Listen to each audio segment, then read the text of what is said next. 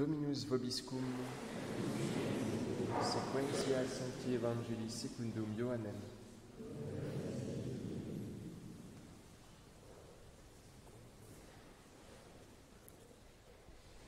En ce temps-là, il y eut une fête des Juifs et Jésus monta à Jérusalem.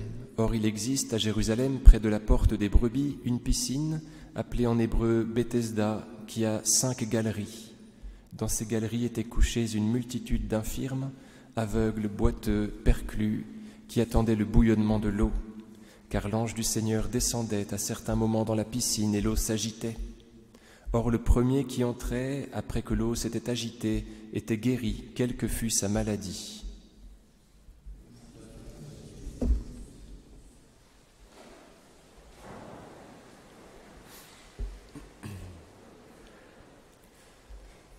Au nom du Père et du Fils et du Saint-Esprit, ainsi soit-il.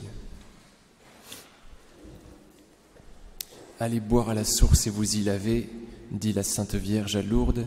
Elle désigne bien évidemment son Fils qui dit cela, celui qui croit en moi n'aura plus jamais soif. Et qui dit dans l'Ancien Testament, ils m'ont abandonné, moi, la source d'eau vive. La Vierge Marie, à Lourdes, fait ce qu'elle fait tout le temps. Elle désigne son Fils, elle s'efface devant lui. C'est dans la source, c'est en étant plongé dans cette piscine qu'on peut être sauvé. Et vous vous souvenez de cette histoire-là, de l'infirme de la piscine de Bethesda qui n'est pas assez vaillant pour aller se plonger dans le Christ. Il n'est pas assez fort. Il y en a qui sont moins handicapés que lui et qui se jettent dans l'eau avant lui. Donc il n'a même pas le pouvoir d'aller se faire guérir. Et le Seigneur, qui est cette eau-là, se meut jusqu'à lui et vient le guérir là où il est sur place. Alors on prie pour nos malades, pour tous ceux qui sont désemparés, qui attendent, comme l'infirme de la piscine de Bethesda qui attend depuis longtemps. D'après l'Évangile selon saint Jean, il est perclus depuis 38 ans.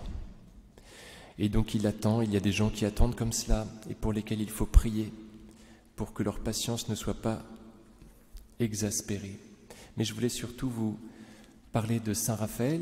C'est un des 3 archanges, vous savez, principaux. Donc il y a Michael, qui est comme Dieu, celui qui nous rabaisse, qui vient nous rendre humbles pour que nous puissions être sauvés par Dieu, parce que Dieu ne ferait qu'avec les humbles. Donc il nous met en fait sous le pouvoir de Dieu. Et c'est comme cela qu'il nous fait échapper aux démons.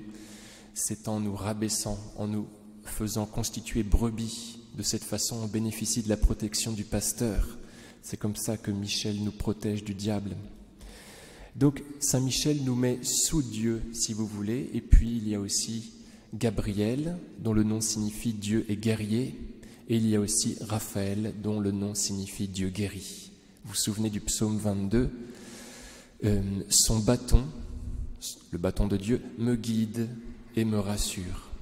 Dieu fait 2 choses avec son bâton. Il nous guide, il nous frappe un peu et il nous rassure. Il est doux avec nous à l'aide de ce bâton.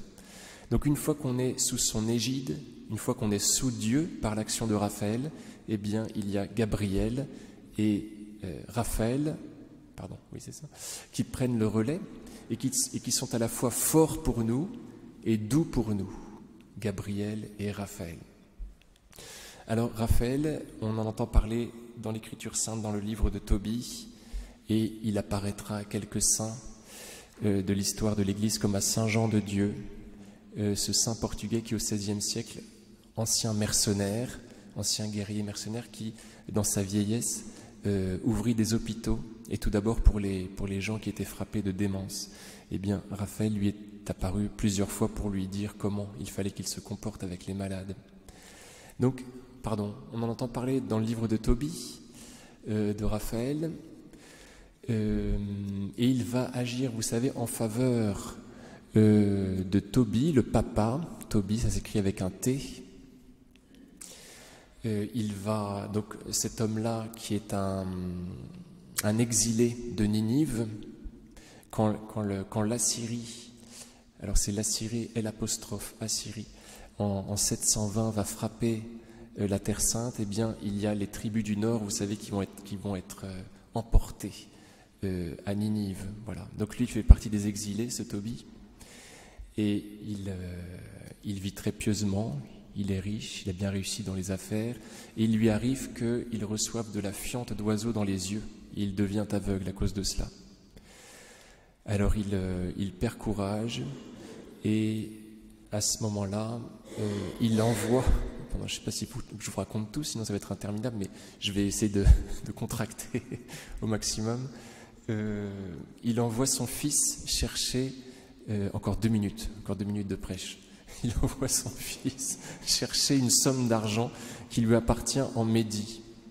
Et vous savez qui se présente à ce moment-là, cet ange sous une apparence humaine qui est Raphaël, mais qui ne révèle pas tout de suite son identité.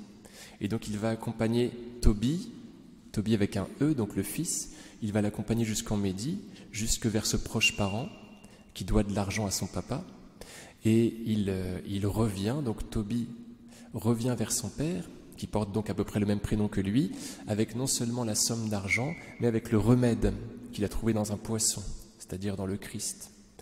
Et il va pouvoir guérir son papa avec le remède que lui a présenté Raphaël et qui l'a accompagné pendant tout le chemin.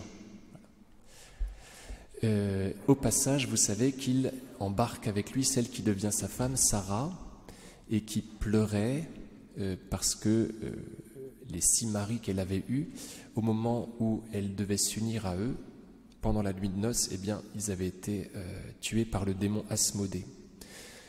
Donc Raphaël va guérir de sa cécité le papa, et il va lui donner une bru à cet homme-là, qu'il va guérir de ce problème spirituel. Bon, alors, Raphaël, il faut le prier pour les maladies spirituelles et physiques. On ne le fait pas beaucoup intervenir dans nos vies, de même qu'on demande à Michel de nous défaire de la tentation. Il faut demander à Raphaël la grâce de la guérison, il faut la lui demander avec foi. Il nous accompagne, il est là pour nous. Au nom du Père et du Fils et du Saint-Esprit, ainsi soit-il.